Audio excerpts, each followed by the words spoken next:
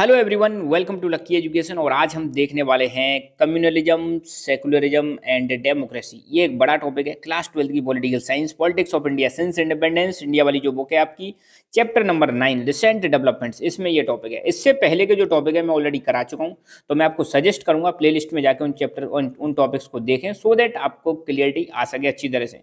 इसी टॉपिक के अंदर हम 3 टॉपिक डिस्कस करेंगे आज। शाहबानो केस, अयोध्या डिस्प्यूट और गुजरात राइट्स के बारे में हम डिस्कस करने वाले हैं। तो बिफोर स्टार्टिंग दी टॉपिक हमको थोड़ा सा समझना पड़ेगा कि यार कम्युनलिज्म क्या है, सेकुलरिज्म क्या है और डेमोक्रेसी क्या है। आप सब डेमोक्रेसी के बारे में जानते होंगे। इंडिया में डेमोक्रेसी है। डेमोक्रेसी एक ऐसी फॉर्म ऑफ गवर्नमेंट है जहां पे रूलर्स जो होते हैं, rulers are elected by the people.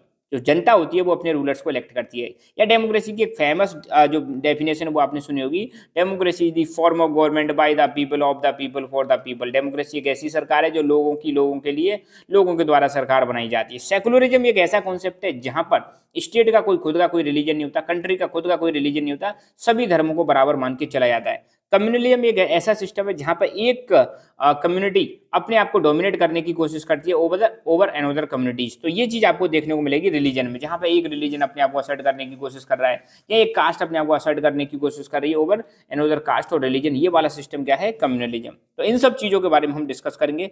तो शुरुआत करते हैं इस चैप्टर की। ठीक है, तो कहानी कहाँ से स्टार्ट होती है? After emergency. इमरजेंसी के बाद कहानी स्टार्ट होती है। आप सबको पता है इमरजेंसी कब लगी थी? 1975 में इमरजेंसी लगाई थी इंदिरा गांधी जी ने।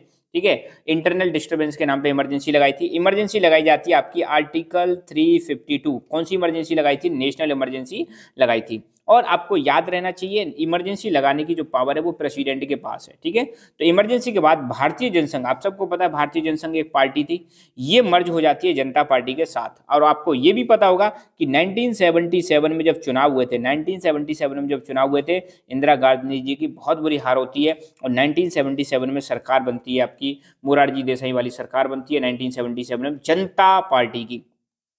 तो ये जो भारतीय जनसंघ है जो 1951 में बन गया था, ये मर्ज हो जाता है जनता पार्टी में। और जनता पार्टी एक कोलिजन था, कई सारी पार्टियों का कोलिजन था, जिसने इंदिरा गांधी के खिलाफ क्या बनाया था? कोलिजन बनाया था। मगर 1977 में चुनाव तो जीत गई जनता पार्टी, मगर ये ज्यादा नहीं चल पाई। 1979 में ये बिखर जाती है, टूट जाती है। ठीक है, तो ये जो मतलब भारतीय जनसंघ के जो लोग थे, इन्होंने क्या किया, ये जब जनता पार्टी टूट जाती है तो इन्होंने बना दी बीजेपी। किसका निर्माण कर दिया? बीजेपी का निर्माण कर दिया 1980 में। दोबारा ध्यान देना, 1975 में क्या लगती है? इमरजेंसी लगती है। इसके बाद इमरजेंसी लगने के बाद भारतीय जनसंघ मिल जाती है किसके साथ? जनता पार्टी। ध्यान रखना, जनता पार्टी, भारतीय जनता पार्टी नहीं। जनता पार्टी ये वही है जिसने अपनी सरकार बनाई थी 1977 में, और 1977 में कांग्रेस हार जाती है।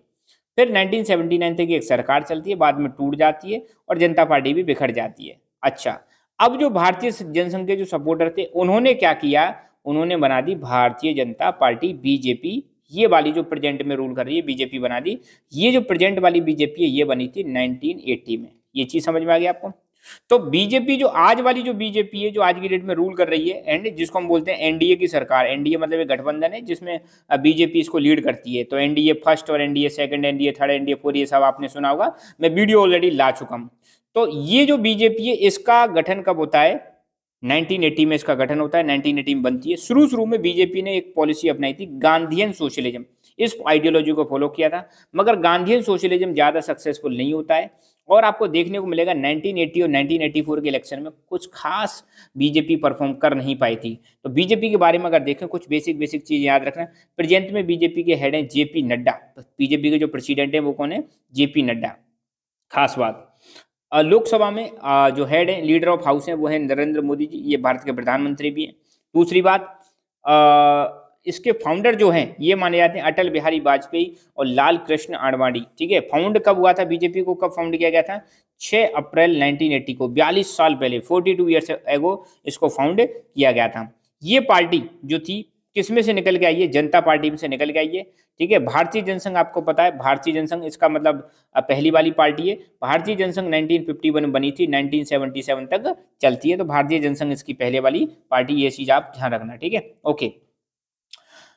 आफ्टर 1986, अब आपको पता है 1986 के बाद, अब थोड़ा सा बैकग्राउंड में जाना है। 1984 में आपको पता है इंदिरा गांधी जी की डेथ हो जाती है, असैसिनेशन हो जाता है। उसके बाद आपको देखने को मिलेगा राजीव गांधी। भारत के प्रधानमंत्री कौन बन जाते हैं? राजीव गांधी प्रधानमंत्री बन जाते हैं। ये चीज भी ध्यान रखना। मगर बीजेपी शुरुआती इलेक्शंस में 1980 में और 1984 वाले इलेक्शन में कुछ खास नहीं कर पाई थी। फिर भी यहाँ पे देखने को मिलेगा और इसकी जो आइडियोलॉजी थी गांधीयन सोशलिज्म, ये भी क्या हो जाती है? फेल हो जाती है। फिर इसने क्या किया?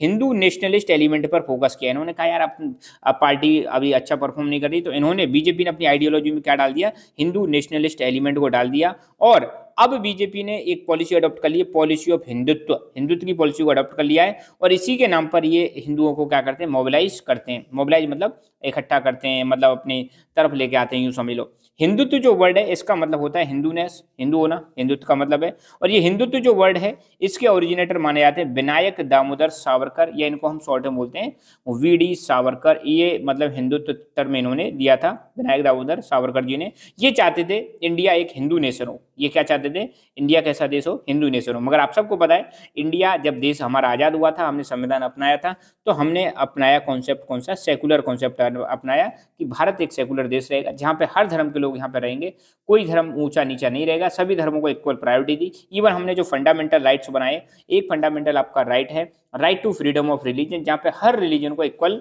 फ्रीडम दी गई है। ठीक है, तो हिंदुत्व के जो बिलीवर्स थे उनका मानना था कि एक स्ट्रॉन्ग देश तभी बन सकता है जब कल्चर कैसा हो, एक जैसा कल्चर हो देश का, तभी स्ट्रॉन्ग नेशन बन सकता है। ऐसा मानना था हिंदुत्व के फॉलोअर्स का। ठीक है, 1986 में आपको देखने को मिलेंगे इस वाले टाइम पर दो डेवलपमेंट होते हैं जिससे जो बीजेपी को क्या बना देते हैं? एक हिंदुत्व पार्टी बना देते हैं। पहला डेवलपमेंट था शाहबानो केस, दूसरा है अयोध्या डिस्प्यूट। शाहबानो केस और अयोध्या डिस्प्यूट, इनको थोड़ा शॉर्ट में समझेंगे, ज्यादा डिटेल में अपनी बुक में भी नहीं दे रखा और ज्यादा डिटेल में हम भी नहीं जाएंगे। ये महिला है शाहबानो, ठीक है, और ये एमपी की थी।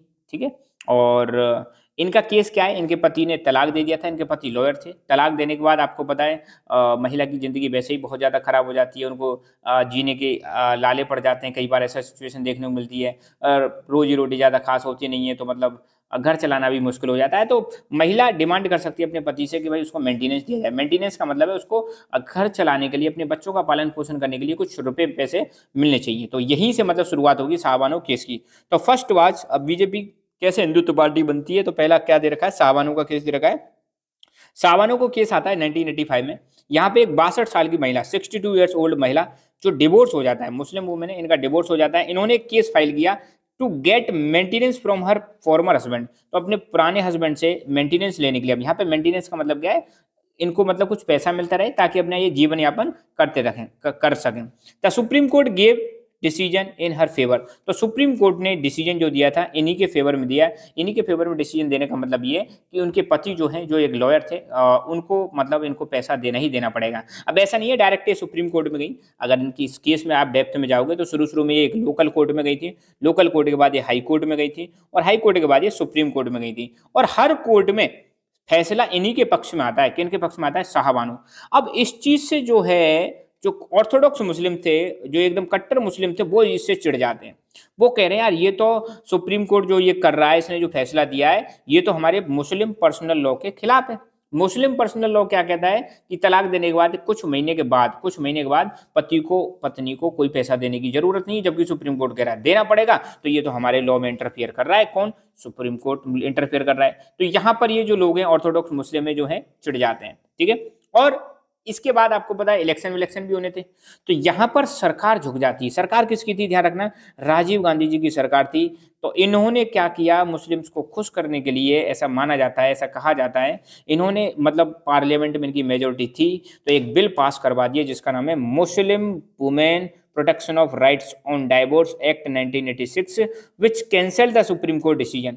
तो मुस्लिम लीडर्स की डिमांड पर राजीव गांधी वाली सरकार ने एक एक्ट पास करवा दिया, Muslim women protection of rights on divorce act 1986, जिसने सुप्रीम कोर्ट के डिसीजन को ही क्या कर दिया? चेंज कर दिया। चेंज करने का मतलब क्या है? या सुप्रीम कोर्ट के डिसीजन को नलीफाई कर दिया। मतलब अब जो पति है, मुस्लिम पति है, उसको मुस्लिम महिला को पैसा देने की जरूरत नहीं है, मेंटेनेंस देने की जरूरत नहीं है। आप एक न्यूट्रल पर्सपेक्टिव से देखो, आप रिलीजन को साइड में रख दो, तो यार एक महिला जिसका डिवोर्स हो चुका है, 62 ईयर्स ओल्ड महिला है यार, उसका जीवन कैसे यापन होगा बताओ? उसके लेवल पर जाकर देखो। खैर मैं अपना पर्सनल भी बता रहा हूँ, तो पैसा मिलना चाहिए, इसमें क्या बुराई है? खैर एनीवे, ये मेरे पर्सनल विचार है, हर किसी के अपने अपने पर्सनल विचार हो सकते हैं और सबको आज़ादी है अपने विचार रखने की। ठीक है, तो आपके पर्सनल विचार हो सकते हैं। यहाँ पर ये पॉलिसी के लिए देखो, यही तो हमारे देश में समस्या है। हमारे देश में क्या है, बस धर्म के नाम पर लड़ते रहते हैं, लड़ाते रहते हैं।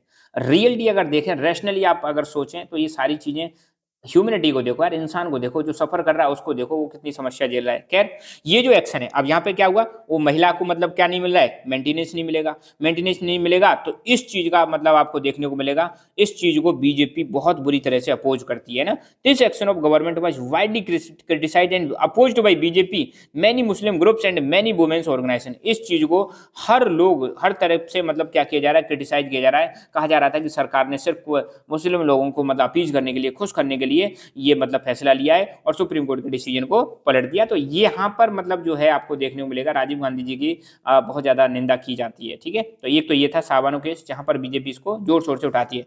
दूसरा केस है अयोध्या डिस्प्यूट। अयोध्या आपको पता है यूपी में है अयोध्या। अयोध्या में अब राम टेम्पल बन रहा है। पहले यहाँ पे एक बाबरी मस्जिद को गिराने से संबंधित केस है। ठीक है, तो दूसरा डेवलपमेंट ये हुआ था 1986 के बाद कि फैजाबाद डिस्ट्रिक्ट कोर्ट ने फरवरी 1986 में एक डिसीजन दिया, एक ऑर्डर दिया। The court gave order that Babri Masjid premises will be unlocked so that Hindu could worship at the place because they considered it as temple। तो मतलब कोर्ट ने यहाँ पे फैसला दिया कि जो मतलब बाबरी मस्जिद का जो मतलब एरिया है, इसको मतलब अनलॉक कर दिया जाएगा, ताकि जो हिंदू लोग हैं यहाँ पे आके क्या कर सकते हैं, पूजा कर सकते हैं। क्योंकि हिंदू लोग इसको क्या समझते हैं, टेम्पल समझते हैं, इसलिए यहाँ पे पूजा की जा सकती है। और अगर कोई पूछे बाबरी मस्जिद बनाई किसने थी, तो ये चीज ध्यान रखना, बाबरी मस्जिद को बनाया था मीर बाकी। बाबरी मस्जिद को बनाने वाले कौन थे, मीर बाकी थे। और इसको बनाया था 15th सेंचुरी में, इसको बनाया था मीर बाकी ने। और मीर बाकी कौन थे, ये मुगल एम्परर बाबर, बाबर के जनरल थे, बाबर के जनरल थे। जनरल कौन होता है, सेनापति थे, उसने इसको बनाया था, किसको, बाबरी मस्जिद को। Hindus believe that it was built after demolishing A temple of Lord Ram and it is his birth place. तो हिंदुओं का क्या मानना था कि ये जो बाबरी मस्जिद यहाँ पे बनाई गई है, पहले यहाँ पे भगवान श्री राम का टेम्पल हुआ करता था, उसको डिमोलिश करके, उसको मतलब विनाश करके, उसका विध्वंस करके इसको बनाया गया है। और ये जो जगह है भगवान श्री राम का बर्थ प्लेस है, इसलिए हमें पूजा करने का अधिकार है। तो डिस्प्यूट जो है कोर्ट में जाता है और ये कई सालों तक कोर्ट में लटका ही रहता है। 1940 जो आपको देखने को मिलेगा, बाबरी मस्जिद को लॉक कर दिया जाता है और ये मैटर जो है कोर्ट में चलता रहता है। जब बाबरी मस्जिद को ओपन किया गया था, हिंदू मुस्लिम ऑर्गेनाइजेशंस, ये हिंदू अपने मतलब लोगों को इकट्ठा कर रहे हैं, मुस्लिम अपने लोगों को इकट्ठा कर रहे हैं। और ये जो डिस्प्यूट था, जो लोकल डिस्प्यूट था, ये कन्वर्ट हो जाता है नेशनल डिस्प्यूट में। और इसकी वजह से कम्युनल टेंशंस बढ़ जाती हैं, दो धर्मों के बीच में मतलब जो है समस्या बढ़ जाती है। बीजेपी ने इसी इशू को बनाया एक major electoral and political agenda. BJP ने इस चीज को क्या बना दिया, एक अपना चुनावी मुद्दा बना दिया, और मतलब एक इलेक्टोरल मतलब चुनावी मुद्दा भी बन गया और राजनीतिक मुद्दा भी बना लिया, किसको, अयोध्या वाले डिस्प्यूट को। यहाँ पर आपको देखने को मिलेगा आरएसएस, बीएचपी, बीजेपी, इन्होंने कई सारे हिंदू सिंबॉलिक प्रोग्राम चलाए। और बीजेपी ने एक रथ यात्रा निकाली सोमनाथ से अयोध्या। बीजेपी ने उस समय पर क्या निकाली थी, रथ यात्रा निकाली, सोमनाथ गुजरात में और अयोध्या यूपी में इस रथ यात्रा को निकाला गया था। अब वक्त आता है जब ये रथ यात्रा निकाली, और रथ यात्रा कहाँ पहुंची, 1992 में जब अयोध्या पहुंचती है, तो यहाँ पे जो वॉलंटियर्स आए थे, जिनको हम कार सेवक बोलते हैं, इन्होंने इसको डिमोलिश कर दिया। तो डिमोलिशन मतलब बाबरी मस्जिद का विध्वंस या बाबरी मस्जिद को गिराया जाएगा। तो इस दिसंबर 1992 में organisation supporting the construction of Ram temple organised a kar seva meaning voluntary service by the devotees for building the Ram temple. तो 1992 में, दिसंबर 1992 में जो भी ऑर्गेनाइजेशन ये सपोर्ट कर रहे थे कि राम मंदिर बनना चाहिए, तो उन्होंने कार सेवा ऑर्गेनाइज करी। कार सेवा का मतलब होता है आप अपनी इच्छा से, आप मतलब अगर भगवान श्री राम के आप भक्त हो, तो आप अपनी इच्छा से राम के टेम्पल को बनाने में आप अपनी सर्विस दे सकते हो। ठीक है, तो जो मतलब सोमनाथ से जो लोग आ रहे थे यहाँ पर अयोध्या में आ रहे थे, अपनी स्वेच्छा से आ रहे थे राम मंदिर को बनवाने के लिए, तो उनको क्या बोला गया था, कार सेवक बोला गया था। ये चीज आप ध्यान रखना। तो हजारों कार सेवक इस रथ यात्रा के दौरान अयोध्या में पहुंच जाते हैं। सिचुएशन इतनी ज्यादा गंभीर बन जाती है कि सुप्रीम कोर्ट ने यहाँ पे यूपी की सरकार को ऑर्डर दिया था, क्योंकि ये यूपी में पड़ता है, कि आपकी जिम्मेदारी है इस जगह को, इस साइट को, जो कि डिस्प्यूटेड साइट है, जो कि एक विवादित जगह है, इसको आपको सुरक्षित रखना है, यहाँ पर कोई दंगा प्रसाद नहीं होना चाहिए। मगर फिर भी 6 दिसंबर 1992 को आपको देखने को मिलेगा, अयोध्या में हजारों लोग इकट्ठे होते हैं और इन्होंने बाबरी मस्जिद को क्या कर दिया, डिमोलिश कर दिया, बाबरी मस्जिद को गिरा दिया। अब गिरा दिया तो क्या होगा, भड़क गया मामला, यहाँ पे हिंदू मुस्लिम भिड़ जाएंगे और वही सीन देखने को मिलेंगे जो 1947 में आपको पार्टीशन के दौरान देखने को मिले थे। तो ये जैसे ही न्यूज पता चली कि भैया बाबरी मस्जिद को गिरा दिया गया है, तो आपको देखने को मिलेगा ये न्यूज जो है पूरे देश में फैल जाती है और देश के अलग अलग भागों में हिंदू मुस्लिम क्लैश देखने को मिलेंगे, हिंदू मुस्लिम आपस में एक दूसरे से भिड़ने लग जाते हैं, ठीक है। और जैसे ही इसका डिमोलिशन खत्म हुआ, बीजेपी गवर्नमेंट, यूपी में जो बीजेपी की सरकार थी और बाकी जगहों पर भी जो बीजेपी की सरकार थी, सेंट्रल गवर्नमेंट ने वहां पर प्रेसिडेंट रूल लगा के उसको हटा दिया। अब प्रेसिडेंट रूल किस में लगता है? आर्टिकल 356, ध्यान रखना, आर्टिकल 356 के तहत लगता है प्रेसिडेंट रूल। और अगर किसी स्टेट में प्रेसिडेंट रूल लग जाता है तो वहां पर उसका जो स्टेट गवर्नमेंट है उसको हटा दिया जाता है और वो सेंट्रल गवर्नमेंट के कंट्रोल में आ जाती है। तो जैसे ही इसको डिमोलिश किया गया था तो यूपी में जो बीजेपी की सरकार थी और यूपी के सीएम उस समय हुआ करते थे कल्याण सिंह, ठीक है, तो इनके खिलाफ एक केस किया गया था और इनको क्या कर दिया, हटा दिया गया था। बीजेपी ने ऑफिशियली मतलब इस इंसिडेंट के लिए मतलब अपनी खेद व्यक्त किया, रिग्रेट व्यक्त किया और सेंट्रल गवर्नमेंट ने इसकी जांच के लिए एक कमीशन भी बना दिया कि इसको क्यों गिराया गया, उसके लिए कमीशन बना दिया। इसके बाद आपको देखने को मिलेगा कई सारी पॉलिटिकल पार्टी ने ये जो घटना हुई थी इसको कंडेम किया, इसकी निंदा की और बोला कि ये जो मतलब घटना है ये बिल्कुल सेकुलरिज्म के प्रिंसिपल के खिलाफ है। हमारे देश में, हमारे संविधान में लिखा हुआ है कि इंडिया एक सेकुलर देश है, हम सेकुलर प्रिंसिपल्स को मानते हैं, मगर ये जो घटना है ये इनके प्रिंसिपल्स के खिलाफ है। यहाँ पे एक रिलीजन जो है मतलब पर्टिकुलरली अपने आप को डोमिनेट करने की कोशिश कर रहा है। Country face the same situation, ये जो सिचुएशन 1992 में आई थी जहाँ पे हिंदू मुस्लिम आपस में एक दूसरे से भिड़ने लग जाते हैं, यही सिचुएशन हमने देखी थी कब? पार्टीशन के जस्ट बाद में। तो लोग जो है सेकुलरिज्म पर दोबारा से बात करने लग जाते हैं और रिलीजियस सेंटीमेंट को इलेक्टोरल पर्पज के लिए यूज करने लग जाते हैं। ये रही कहानी अयोध्या डिस्प्यूट की। अब हम देखेंगे गुजरात राइट्स, गुजरात के दंगे जो 2002 में हुए थे गोधरा स्टेशन पर, गुजरात कांड के बारे में हम देखेंगे।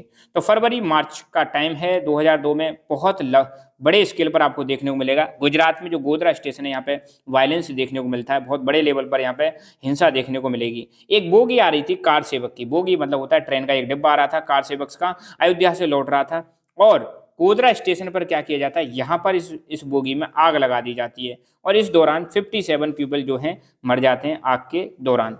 अब इस घटना के पीछे ऐसा सस्पेक्ट किया जा रहा था, ऐसा अनुमान लगाया जा रहा था कि मुस्लिम्स इसके पीछे हैं, ऐसा सस्पेक्ट किया जा रहा था। इसलिए मुस्लिम्स को क्या किया गया था, अटैक किया गया और बड़े स्केल पर मतलब गुजरात के कई भागों में हिंसा भड़क जाती है। तो ये कहानी किसकी है? गुजरात के राइट्स की। ध्यान रखना क्या होता है, फरवरी मार्च 2002 बहुत लंबा वायलेंस देखने को मिलेगा, बहुत बड़ा वायलेंस देखने को मिलेगा। नॉट ओनली गुजरात के एक जगह पे नहीं, कई जगह पर देखने को मिलेगा। और हुआ क्या था, एक बोगी आती है कार सेवक की, कार सेवक मैंने बताया था जो वॉलंटरी अपनी खुद की इच्छा से राम मंदिर बनाने के लिए गए थे, उनको कार सेवक बोला गया था या उसमें सर्विस देने के लिए गए थे, ठीक है, सेवा करने के लिए। तो ये कार सेवक जब लौटते हैं गोधरा स्टेशन पर तो इनके डिब्बे में, बोगी में आग लगा दी जाती है जिसके दौरान 57 लोग मारे जाते हैं। इस घटना के पीछे ऐसा सस्पेक्ट किया गया था, मुस्लिम मतलब जो है इसके पीछे सस्पेक्ट किए गए थे, इसलिए मुस्लिम्स पर जगह जगह पर गुजरात में अटैक किए गए थे। ये वायलेंस चलता रहा, 1 महीने तक चलता रहता है। इस दौरान आपको देखने को मिलेगा 1100 लोग मारे जाते हैं जिसमें से ज़्यादातर लोग जो थे मुस्लिम्स थे। नेशनल ह्यूमन राइट्स कमीशन, इन्होंने गुजरात की सरकार के रोल को इसमें क्रिटिसाइज किया। उन्होंने कहा नेशनल ह्यूमन राइट्स कमीशन ने कि गुजरात की जो सरकार है इस वायलेंस को रोकने में क्या रहती है, नाकाम रहती है और ना ही इन्होंने विक्टिम्स को रिलीफ प्रोवाइड कराया। विक्टिम्स का मतलब होता है जो पीड़ित लोग हैं उनको भी इन्होंने रिलीफ प्रोवाइड नहीं कराया, हेल्प प्रोवाइड नहीं कराई। इलेक्शन कमीशन ऑफ इंडिया जो था, इन्होंने गुजरात में जो असेंबली इलेक्शन थे उनको इसी घटना की वजह से पोस्टपोन कर दिया, ठीक है। तो बस आज के लेक्चर में इतना ही। आई होप चीज़ें आपको समझ में आई होंगी और अब तक आपने लकी एजुकेशन को सब्सक्राइब नहीं किया है तो subscribe it now so that आपको नए नए वीडियोज की इन्फॉर्मेशन और नोटिफिकेशन मिलती रहेगी और आप लकी एजुकेशन फैमिली का पार्ट बन जाओगे। Thank you so much.